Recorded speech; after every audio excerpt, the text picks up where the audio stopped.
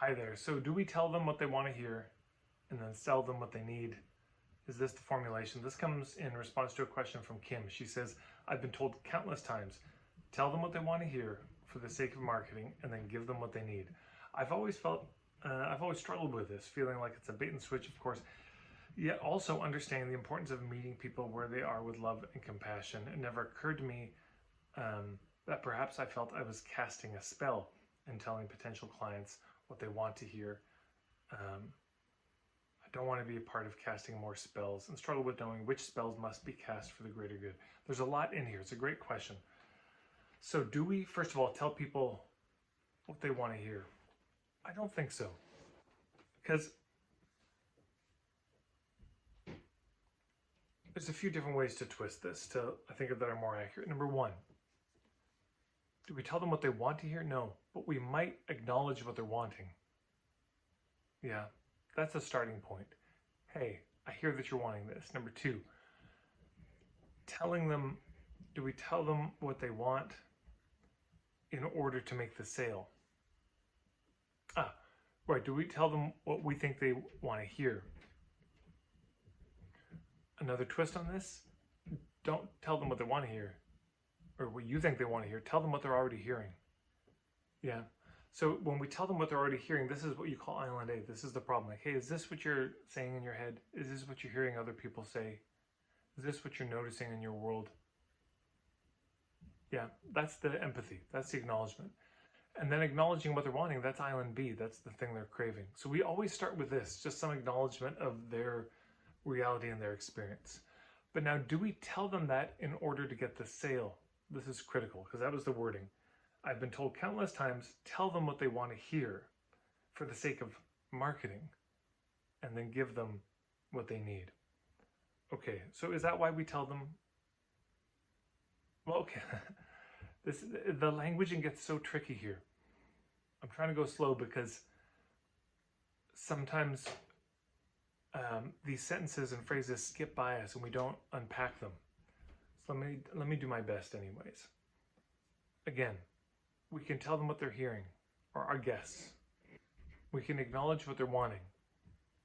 But do we tell them what they want to hear?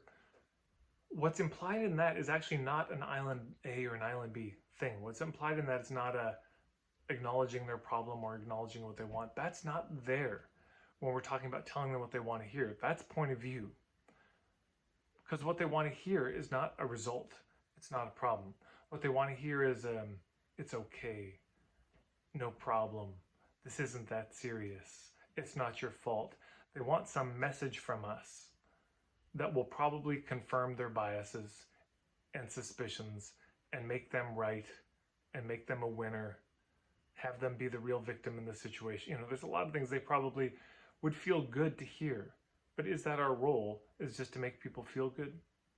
You know, that's another video. But so telling people what they want to hear,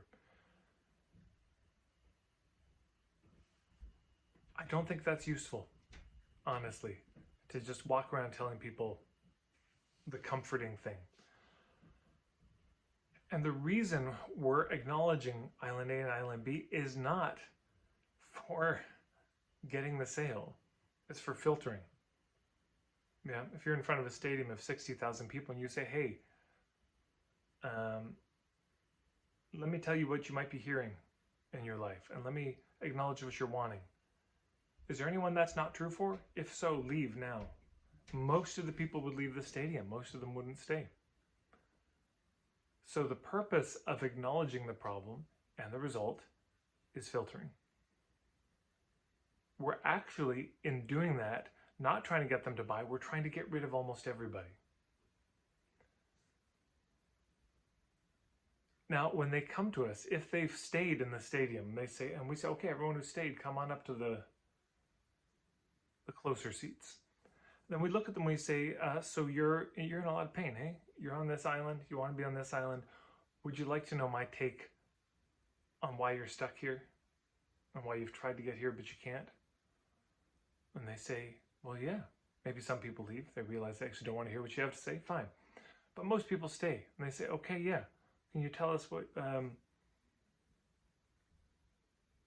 Why do you think that is? What's your take on it? Because I'll read this again. I've been told countless times, tell them what they want to hear for the sake of marketing, and then give them what they need. Another word for that is lying to people. Tell them what they want to hear. Hey, it's okay, it's easy, 7 easy steps, because they want it to be easy, so we're just going to tell them it's going to be easy. No, that's lying to people. And that will get you some sales today, but it'll lose you sales tomorrow. Yeah. It'll make them love you today, and it'll make them hate you tomorrow when they realize they've been betrayed. So give them what they need. I don't know. That sounds very forceful. I'm just going to give it to you. I'm going to shove it down your throat, put it in your face, and put it right in your hands. Instead of this, I might say something like, we acknowledge their problem and the pain, the experience that they're having real time. We acknowledge what they're wanting, and then we just share what we think is needed in that situation. Not necessarily that they need it personally, but just, hey, generally in a situation like this, not knowing you, not knowing all the particulars, this is the type of thing that I think is needed. It's something like that. I don't know what they need on a personal, individual level. I can't know. Even if everything seems to check out, it seems to be a perfect fit, I actually don't know. Maybe they need to go suffer some more. Maybe that would be better for their soul. Maybe it needs to be hard for them for a while. Maybe they need to work with somebody else. I can't know that. I can just say, in my experience, working with a lot of people making this journey, here's what's needed. In this society, at this time, with these types of people, here tend to be the blind spots. And I'm giving my point of view, which I'm sharing. And instead of forcing it on somebody and giving them what they need, I'm kind of setting it down in between us and talking about it. Yeah? Am I talking about my product or service? Not really directly. I'm talking about my point of view. Yeah? It's like I'm drawing it on a piece of paper on the table that's in between us. And I'm just sharing it. I'm not selling it. I'm not trying to pitch them on it. It's not that I'm not trying to be persuasive about the point of view, but I'm not forcing it. I'm not trying to give it to them. I'm just trying to share it. And if they want to pick it up and fold up that paper and take it home and look at it, that's their prerogative. I can't know what's going to be the most useful for them, but I'm just sharing. Because it is a bait and switch. If you tell people what they want to hear, that, hey, it's going to be easy, it's going to be quick, and it's going to be painless, and then it's not, that is a bait and switch entirely. And it is casting a spell. It's putting blind spots in people's eyes so they can't actually see reality until their heart is broken, which often will fix their vision. And they'll never come back to you. She said, I don't want to be a part of casting more spells and struggle with knowing which spells must be cast for the greater good. No more spell casting. That's my view. I wrote a whole essay about this.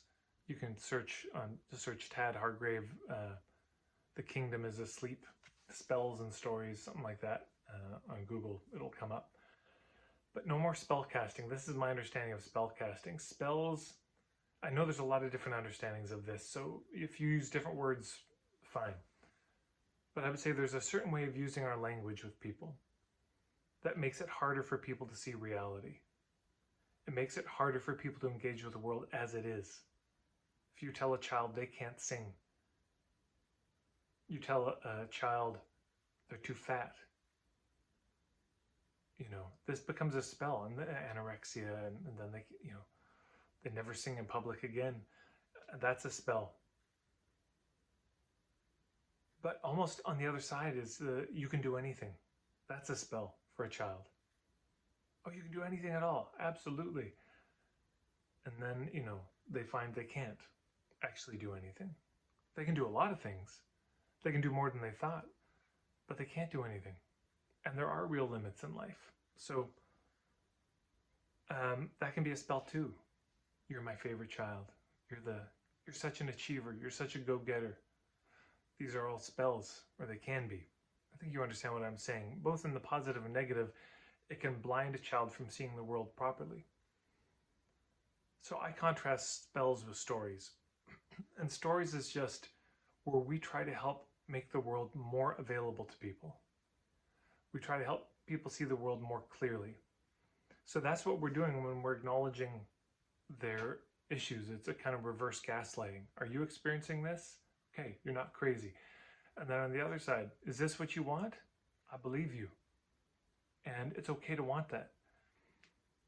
And then here's my take on it. And we're trying to give our opinion and share it. And hopefully it's a grounded enough opinion that when they hear it, the world starts to make more sense to them. I can't even tell you how many people in my day-long workshop just, oh my God, things make so much more sense around marketing than they did before. Because they recognize their own life experience in what I'm saying. So again, it's giving the world back to them. So many people come to me, oh, I must have some limiting belief. And that's why I can't do this manipulative, aggressive marketing stuff. That's a spell. When people get told they have a limiting belief when they don't. That's a kind of gaslighting. And so when they realize, oh, I just have a conscience. I don't have a limiting belief. I just don't want to be unethical. This is a way of helping them return to some kind of sanity. So my vision of the thing, or my understanding, is we do our best to break spells. And we tell stories instead.